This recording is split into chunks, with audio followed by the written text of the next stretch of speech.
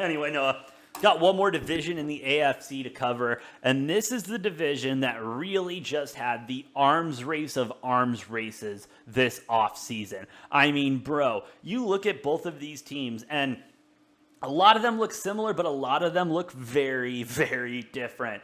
And let's go ahead. I got to start with the slander first because I have a lot of good things to say about a lot of these teams. But I got to start with slander first, Noah. And that is going to be, let's talk about the Broncos, okay? Because everyone wants to talk about how the Broncos just need a quarterback to come in there and do his thing. They just need someone to come in there and run that offense and be able to make those passes and run the team. Great. You want a leader. Russell Wilson is a great leader. I will never take anything away from him on that. However, he got out of the AFC West because he had no O-line.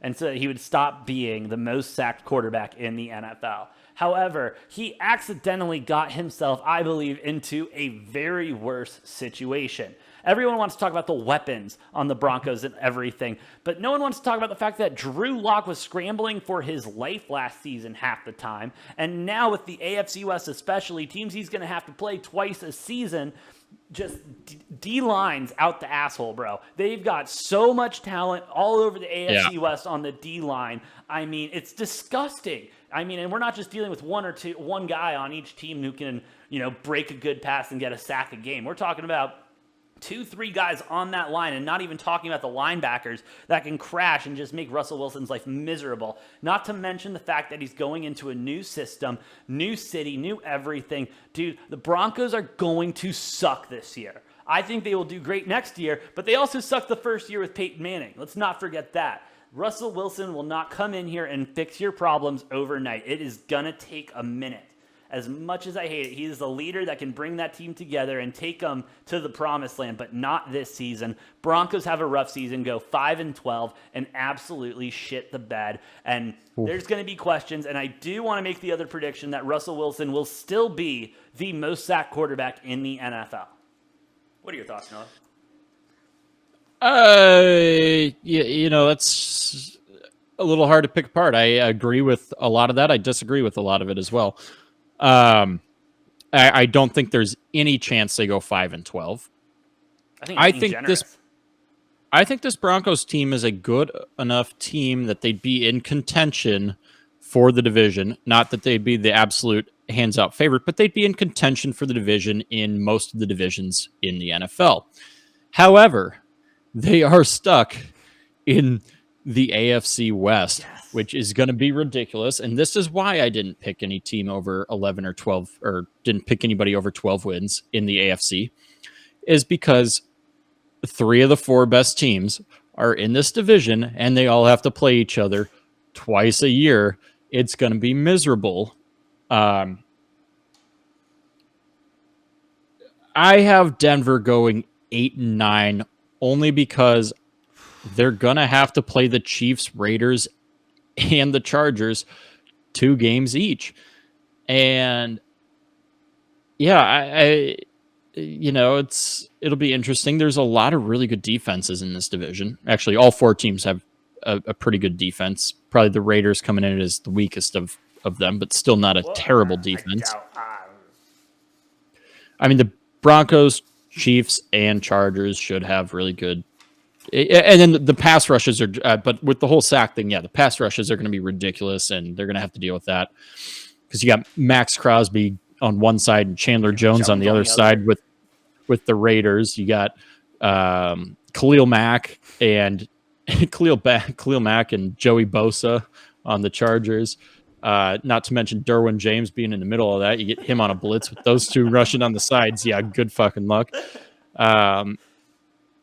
Chris Jones on the Chiefs with everything they got going there on their defense. Yeah, that's rough, bro. I think the Broncos are not going to be a bad team. I just think they're going to get absolutely beat up by the schedule that they have to play. Oh yeah. And by the end of the year, when we see everybody's record, by the end of the regular season, I would be willing to bet the Broncos have the toughest schedule in the entire NFL. Oh, absolutely. But then again, I would say the AFC West in general, each team just has the hardest schedule in football right now. Yeah. Over under on win totals for Denver at 10 even. Yeah, I'll take that way fucking under. 30% of the public on the over, 70 on the under. And I do think it's interesting, AJ. There's only 4 out of the 16 AFC teams. There's been more people on the under than the over. I do think that's just a betting trend type of thing. Yes. People don't like, especially on these future bets for team wins, people like to bet on the over way more than they like to bet on the under. Hence why, yeah, these numbers are a bit skewed. So just keep that in mind. No, if you're doing this with everything. Yeah, good point there, Noah. Now, I want to go to the team that I think is going to be the second best in the AFC West, and one of the reasons being the pass rush you brought up of Chandler Jones and Max Crosby. And then the other thing being the reuniting of Devontae Adams and Derek Carr. I am talking about your Las Vegas Raiders coming in, and I think they're coming in hot. I don't think they're winning. I don't think they're winning whatsoever. I do think they're going to take second place here in the division. Dude, they're a stacked team. Stacked left, right, and center. The only question I really have is the running game and a little bit of their secondary, but I think they can tighten that up, especially with another season under the belt. I have them going 12-5. I have them playing extremely good football coming into this, especially towards the back half where their schedule does get a little bit easier. It's one of those things. They just played so well last season. They're going to continue to play well. They don't have the distraction of the, what's his face? Oh my God, I can't remember his name. John Gruden. Thank you. The emails and all of that drama. They're going to have an actual head coach this season and be able to produce. Devontae Well, Adams, they had a pretty damn good coach for the second half of last season, who just so happens to now be the highest paid special teams coach in the history of the NFL, playing for yours truly's Green Bay Packers. Hopefully, or not playing for, coaching for. Hopefully that'll help your god-awful special teams, bro. Hopefully, but we'll talk about the NFC on a later episode. Noah, what do you think of the Raiders? Am I completely off my rocker? Are they honestly going to be the second best team here in this division? AJ, I've only got them picked one game worse than you do. I have them at 11-6. Respectable. I do have them finishing third at that 11-6 mark. Okay. This might be the most disrespectful over/under total that I've seen. 8.5. Oh, freaking A! Slam the over. What are we talking about? Yeah. Second biggest disparity after the Bengals here. And I think it should be the biggest disparity. But 84%, obviously Bengals had 86% on that, over 9.5, but at 8.5 for the Raiders, 84%, 16% on the under. There's no way they win less than 9 games my mind. That offense got better. That defense got better. And this was a playoff team last year, and their offense and defense got better. How can you not pick them to win double-digit games at the very least? At the very least, double-digit. I don't know. Seems backwards to me. They got best receiver in football now on the team there, and I like them. I like them to go 11-6. I respect it. No, I respect the hell out of that pick. Let's then talk about this team. I'm talking about the Chiefs, Noah. I mean, don't get me wrong. They're a great squad. Losing Tyreek Hill, I do think is going to be a bigger hit than expected, but I don't think it's going to be that big of a hit. I still think they're going to be a winning organization. They're going to have some losses because of just how, again, tough this division and this entire conference is. I do think they take a slight step back. They will make the playoffs, but I've got them going 10-7. Okay. I mean, I've only got 2 games different on that. I've got them 12-5. I have them winning the division. They lost Tyreek, so that I'm not going to sit here and lie and say that's a minimal factor that hurts, but I think they counterbalance it very well by they fixed their offensive line, which has been terrible the last 2 years. Keep in mind they went to the Super Bowl 2 years ago, and then the AFC Championship with a below-average offensive line. So they've shout out Patrick Mahomes. They've come a total of 3 games shy of winning 2 more Super Bowls with below-average offensive lines because they have Patrick Mahomes. They have Travis Kelce. They had Tyreek Hill. He's gone, but that's fine. They bring in Juju Smith-Schuster, drafted Sky Moore. I think those will help bridge the gap a little bit. Still not going to have that absolute, like, burn you to a crisp speed like Tyreek Hill does. But the Chiefs also got a little bit better on the defensive side of the ball.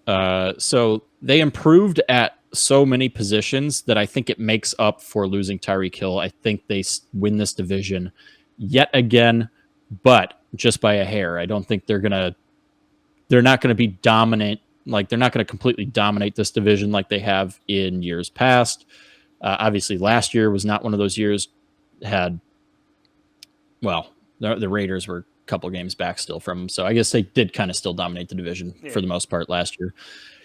They will not dominate it this year, but they will still win it, is my prediction. I love it, Noah. I appreciate that pick, but they're not winning the division. As simple as that. Because this next team is winning the division. The team that has gotten exponentially better with one of the most talented quarterbacks in the conference. I'm talking about the Los Angeles Chargers. I am so high on this team, Noah. They're my pick to win the Super Bowl. They are going to be an unstoppable force, I think, with such a young roster. No one really knows what to expect from them. They just know Justin Herbert is a beast. Khalil Mack being added with Joey Bosa, as we talked about earlier, is disgusting and just shouldn't be legal, but somehow it is in the NFL.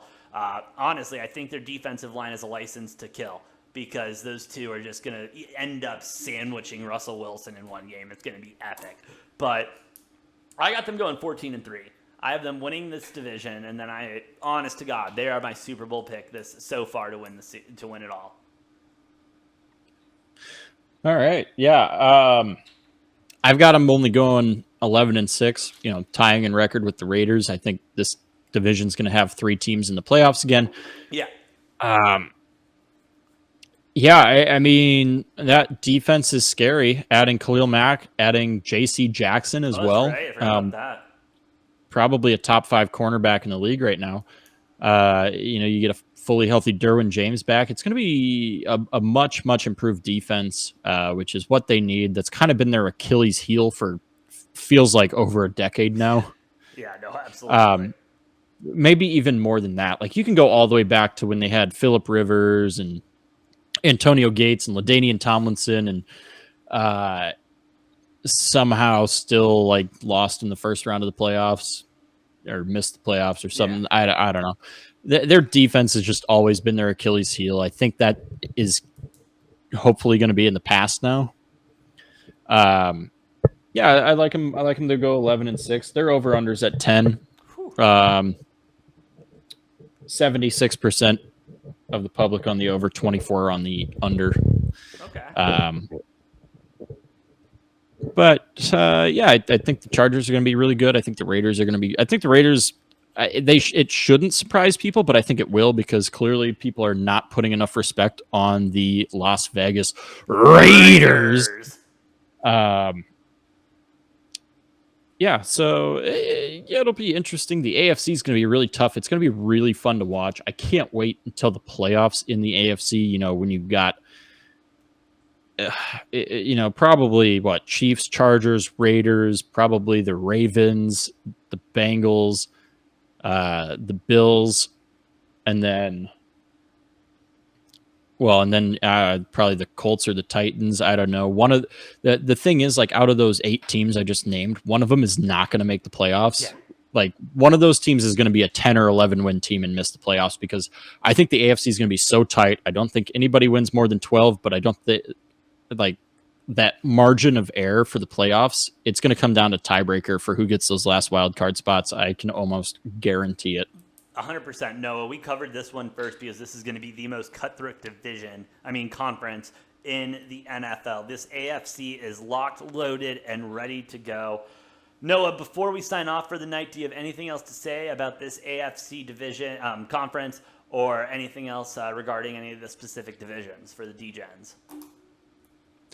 Hey man, just restating it again, like this is just gonna be a really exciting AFC, unlike the NFC where you got about maybe 3 teams that are going to be contending. There's a lot more excitement around the AFC, a lot more fun to talk about, a lot more open, a lot more feels like a lot more teams that have a very solid chance of having, being able to make some run there, especially once we get towards playoff time. Whereas the NFC, in my mind, a lot more boring, a lot more cut and dry. Yes, a lot more shitty teams, a lot less good teams. But hey, we'll cover that next time here on Degenerate Takes.